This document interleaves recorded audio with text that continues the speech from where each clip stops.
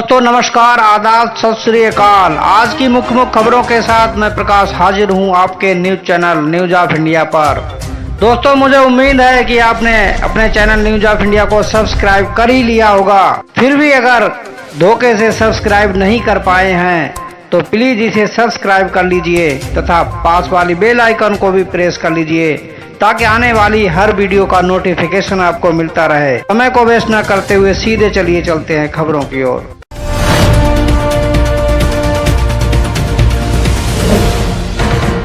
जैसा कि आपको पता है, भारत की 60 से 70% आबादी गांव में निवास करती है। तो पहली बड़ी खबर भी मैं गांव से ही ले रहा हूं। जालौन में बाढ़ से आफत में जनजीवन। कालपी के गांव में डूब गया सरकारी स्कूल।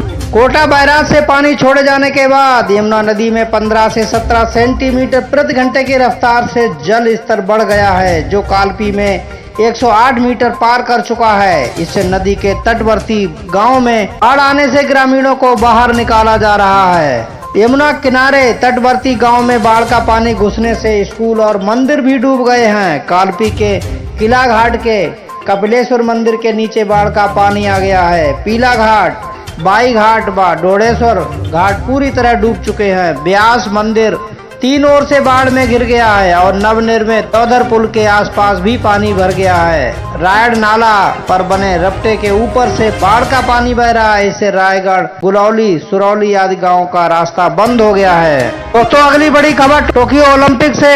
पहलवान रवि ने जीता सिल्वर मेडल। दीपक कांस्य पदक मुकाबला हारे। उधर समाजवादी पार्टी मुखिया अखिलेश यादव बोले, उत्तर प्रदेश में 403 में से 400 सीट जीत सकती है समाजवादी पार्टी।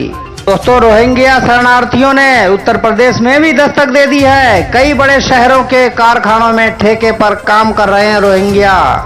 एटीएस ने तेज की छानबीन।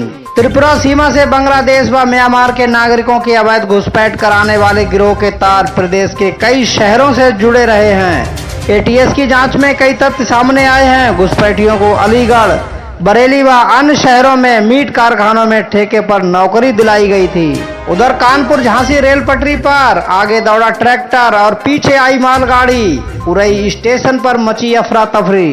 दोस्तों आपको बताते चलें, उरई रेलवे स्टेशन के पास बुधवार की शाम रेल विकास निगम लिमिटेड के कर्मचारी काम कर रहे थे। इस बीच अचानक उन्होंने कानपुर झांसी रेल रूट पर एक ट्रैक्टर ट्राली को पटरियों पर दौड़ते देखा। इस पर कर्मचारी शोर मचाते हुए दौड़े और तत्काल स्टेशन पर इसकी सूचना दी। इसकी जानकारी स्टेशन पर होते ही अफरा तफरी मच गई और स्टेशन मास्टर ने ट्रैक पर कानपुर की ओर से आ रही मालगाड़ी को रुकवाया।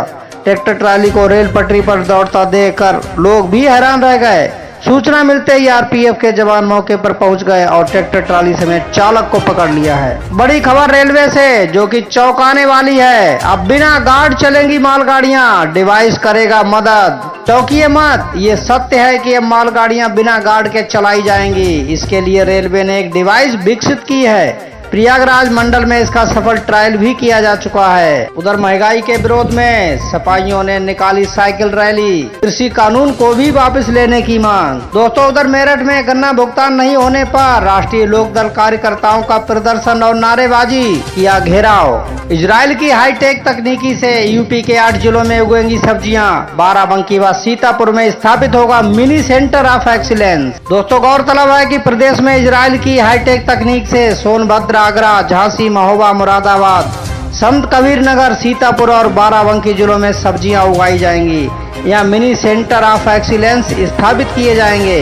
उद्यान विभाग प्रोजेक्ट बनाने में लगा है। किसानों को औद्यानिक फसलों की नर्सरी मिल सकेगी। दोस्तों अगली बड़ी खबर प्रयागराज से हमारे संवाददाता ने भेजी है। ग्रामीण इलाकों में बिजली 10 घंटे ही मिल रही है। कटौती से लोग परेशान।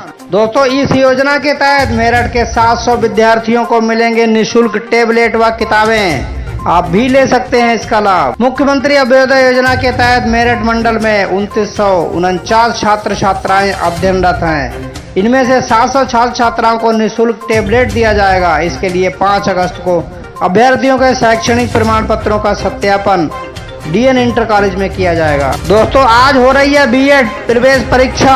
केंद्र पर जाने से पहले परीक्षा विभाग द्वारा निर्धारित नियमों का ध्यान रखें। उत्तर प्रदेश संयुक्त बीएड प्रवेश परीक्षा 6 अगस्त को गोरखपुर मंडल के 77 परीक्षा केंद्रों पर आयोजित की जाएगी। इस परीक्षा में कुल 32,599 अभ्यर्थी शामिल होंगे। इनमें से 21,589 अभ्यर्थी गोरखपुर के होंगे।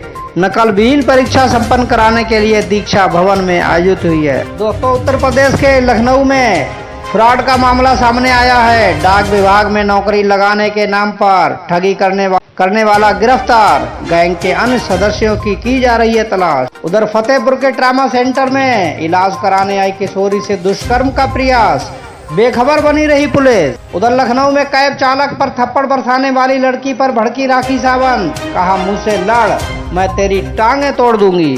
प्रियम गर्ग ने अपनी टीम के लिए लगाया शतक, 16 चौके व 2 छक्कों की मदद से बनाए 115 रन। दोस्तों उत्तर प्रदेश के 20 वर्षीय युवा बल्लेबाज प्रियम गर्ग ने विजय हजारे ट्रॉफी टूर्नामेंट 2021 के लीग मैच में रेलवे के खिलाफ शतकीय पारी खेली, तो वहीं अक्षदीप नाथ ने भी 93 रन की पारी खेलते हुए टीम के स्कोर को 50 ओवर में 6 विकेट पर 346 रन तक पहुंचाने में बड़ी भूमिका निभाई।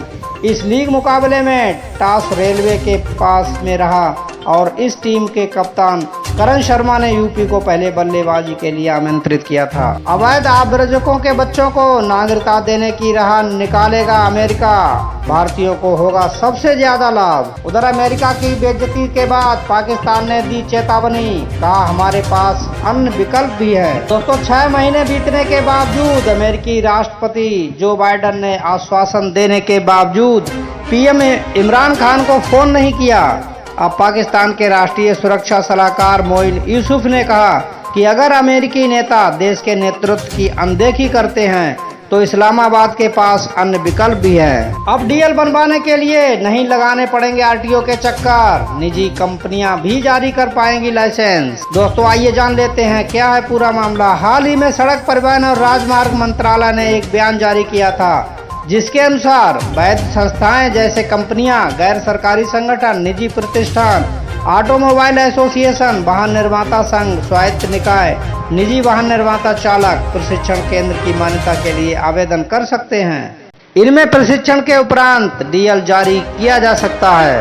उधर कोरोना से ब्राजील में 1175 लोगों की मौत, अमेरिका में फिर 1 लाख के करीब मामले, डेल्टा वेरिएंट से सहमा चीन। उधर टोक्यो ओलंपिक में रवि दहिया ने रेसलिंग में भारत को दिलाया सिल्वर मेडल, सोना हाथ से फिसला। दोस्तों भारतीय छात्रा ने बनाया कोरोना वायरस को मारने वाला मास्क, गूगल ने भी की तारीफ। उधर अगली बड़ी खबर टोक्यो ओलंपिक से, दिवंगत मां की फोटो लगी लॉकेट पहनकर मैदान में उतरे थे सुमित कुमार, परिजनों ने बताई वजह। दोस्तों ओलंपिक में ब्रांज जीतने वाली इंडियन हॉकी टीम के स्टार खिलाड़ी सुमित मां बाप के संघर्ष को सफल कर दिया। गुड लक के लिए सुमित अपनी स्वर्गीय मां की फोटो लगी लॉकेट पहनकर मैदान में उतरे। सुमित ने यह लॉकेट अपनी मां के झुमके तोड़ाकर बनवाया था। सुमित को उम्मीद थी कि इससे उनका भाग्य चमकेगा। सुमित ने घर पर रखे लॉकेट को बीच ओलंपिक में टोक्यो मंगवाया था। ओलंपिक से करीब 6 माह पहले सुमित की मां का निधन हो गया था। मां के झुमके से बने लॉकेट के बारे में बात कर सुमित के पिता भाई भावुक हो गए। टोक्यो ओलंपिक में टीम को हार मिली तो हॉकी खिलाड़ी के घर के बाहर शर्मनाक हरकत, एक गिरफ्तार। जाने क्या है पूरा मामला। भारतीय महिला हॉकी टीम की हार के बाद हॉकी खिलाड़ी वंदना कटारिया के रोशनाबाद स्थित घर के बाहर कुछ व्यक्तियों ने पटाखे फोड़े थे। इस पर दोनों परिवारों में झगड़ा हुआ था और स्थिति तनावपूर्ण हो गई थी। दोस्तों हमारे यहाँ पेट्रोल 5 रुपए सस्ता, चौंकिए मत, ये लिखा है हिमाचल प्रदेश के बॉर्डर पर।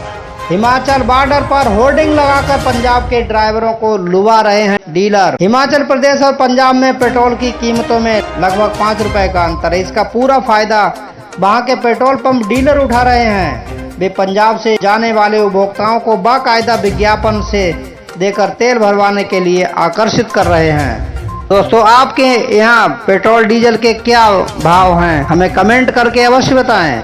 उधर कृष्ण भक्ति में डूबी आईपीएस भारती अरोड़ा को रिलीव नहीं करना चाहती हरियाणा सरकार। हरियाणा सरकार के लिए साबित हुई है आयरन लेडी। हरियाणा की तेज तर्रार आईपीएस अफसर भारती अरोड़ा ने कृष्ण भक्ति में तल्लीन होने के लिए बीआरएस मांगा है, लेकिन अभी उनकी फाइल गृह मंत्री अनिल विज के पास नहीं पहुंची है। वैसे हरियाणा सरकार उन्हें बीआरएस देने के पक्ष में नहीं है। उधर प्रधानमंत्री गरीब कल्याण योजना पर किसान नेता टिकैत ने कसा तंज। जानिए क्या कहा किसान नेता ने। किसान नेता राकेश टिकैत केंद्र सरकार उनकी नीतियों से नाराज है। इस वजह से वो आए दिन सरकार की नीतियों और रीतियों की आलोचना करते रहते हैं। अपने इंटरनेट मीडिया हैंडल ट्विटर पर वो अक्सर सरकार की आलोचना करते रहते हैं। ताजा मामले उन्होंने प्रधानमंत्री नरेंद्र मोदी की प्रधानमंत्री गरीब कल्याण योजना पर तंज कसा है। एक विज्ञापन की फोटो के साथ उन्होंने लिखा है कि मोदी योगी का तो बस थैला है, इसके अंदर अनाज तो किसान ने भरा है। ये लिखते हुए उन्होंने तमाम मीडिया संस्थानों को टैग भी किया है। अमेरिका में भारतीय नवविवाहिता का दहेज के लिए उत्पीड़न। दर दर भटक रही पीड़िता ने लगाई न्याय की गुहार। अमेरिका में एक भारतीय नवविवाहिता अपने ही पति के उत्पीड़न का शिकार होकर प्रदेश में मदद के लिए दर दर की खाक छान रही है। वो इसी साल मार्च में अमेरिका पहुंची थी और पति के दहेज की मांग के साथ घर से निकालने के बाद से उसके पास वहां पर ना सिर छिपाने की कोई जगह है और ना ही भारत वापस लौटने के पैसे हैं।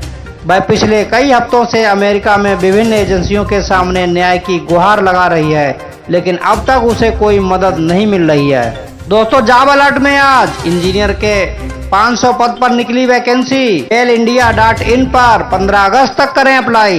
दोस्तों, भारत इलेक्ट्रॉनिक्स लिमिटेड, अगर आप इंजीनियरिंग के पद पर जॉब ढूंढ रहे हैं तो आपके लिए शानदार मौका है। भारत इलेक्ट्रॉनिक्स लिमिटेड ने इंजीनियर के कुल 500 पदों पर नियुक्तियों के लिए आवेदन मांगे हैं। इसके तहत कुल ट्रेनी इंजीनियर के 308 और प्रोजेक्ट इंजीनियर पद पर 203 पदों पर नियुक्तियां होंगी। दोस्तों, सोना चांदी भाव में लगातार 5वें दिन सोने की कीमत में आई गिरावट। जाने 10 ग्राम गोल्ड का भाव। एमसीएक्स पर गुरुवार को अक्टूबर वायदा सोने का दाम 82 रुपए फिसल कर 47,810 रुपए प्रति 10 ग्राम हो गया। वहीं गुरुवार को एमसीएक्स पर सितंबर वायदा चांदी की कीमत 209 रुपए गिरकर 67,392 रुपए प्रति किलोग्राम हो गई है।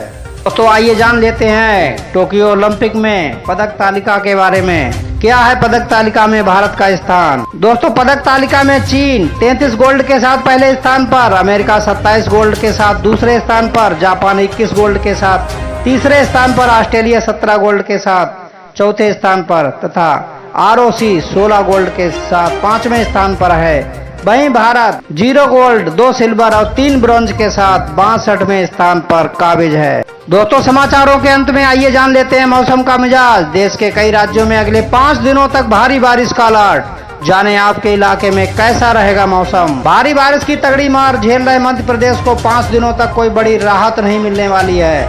मौसम विभाग की ओर से जारी ताजा अपडेट के मुताबिक कम दबाव का एक क्षेत्र उत्तर पश्चिमी मध्य प्रदेश और आसपास के इलाकों पर बरकरार है। यही नहीं, मानसूनी ट्रफ रेखा गंगानगर, नारनौल और उत्तर पश्चिम मध्य प्रदेश के ऊपर निम्न दबाव के क्षेत्र के रूप में गुजरती हुई वाराणसी, गया, बांकुर के साथ दक्षिण पूर्व की ओर बंगाल की उत्तर पूर्वी खाड़ी की ओर जा रही है। इसकी वजह से अगले 5 दिनों तक मध्य प्रदेश में व्यापक बारिश होने की संभावना है। मौसम विभाग की ओर से जारी चेतावनी में कहा गया है कि बाढ़ की तगड़ी मार झेल रहे मध्य प्रदेश को अगले 5 दिनों तक मध्य प्रदेश में बारिश से निजात नहीं मिलने वाली है। यही नहीं, अगले 24 घंटों के दौरान पश्चिमी मध्य प्रदेश में भारी से बहुत भारी बारिश होने की संभावना है। हालांकि बाद में इसमें कमी आती जाएगी। यही नहीं, पश्चिम बंगाल में कहीं कहीं बारिश की संभावना है अगले 24 घंटे में उड़ीसा और झारखंड, जबकि 7 से 9 अगस्त के दौरान बिहार के कुछ हिस्सों में तथा उत्तर प्रदेश के कुछ हिस्सों में बारिश होने की संभावना है। तो दोस्तों, ये थे आज के समाचार।